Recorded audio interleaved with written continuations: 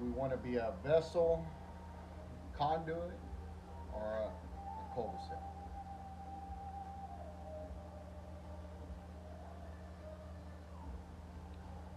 God has the authority to make vessels for different purposes, both for honor and dishonor.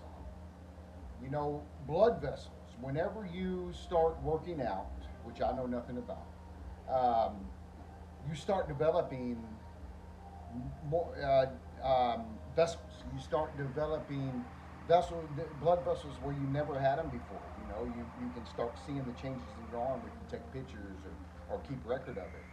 You know, and I believe that is what God is basically saying here for us providing for the kingdom. You know, God has the authority to make vessels for different purposes.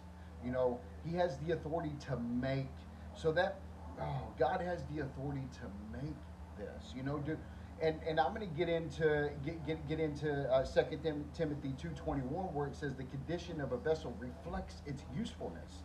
Clean vessels are prepared for honorable use.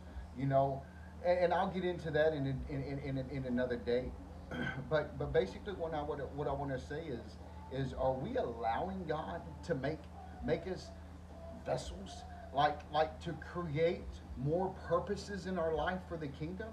Or are we being a cul-de-sac and just keeping what we have, what little we have, or what much we have, knowledge, finances, or whatever? You know, or are we holding that in like a cul-de-sac where it's just there's nothing there. There's no vessel. There's no conduit. You know, it's not a flow. You know, it's a cul-de-sac. You know, and that's truly the way I've been. You know, and I've got to change that. You know, I've got to start talking about my passion, and my passion is the reality that we have a kingdom, that God reigns. You know, we have an enemy, you know, that fell from this kingdom, and the third of the angels that we're in a fight against for our soul and our spirit.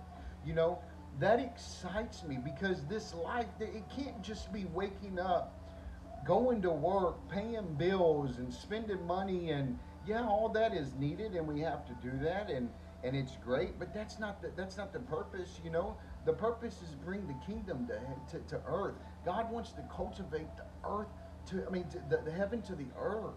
You know, and there's much to do to make that happen. We're living amok right now. You know, we're truly living amok. You know, so let's be a vessel. Let's be a conduit, not a cul-de-sac.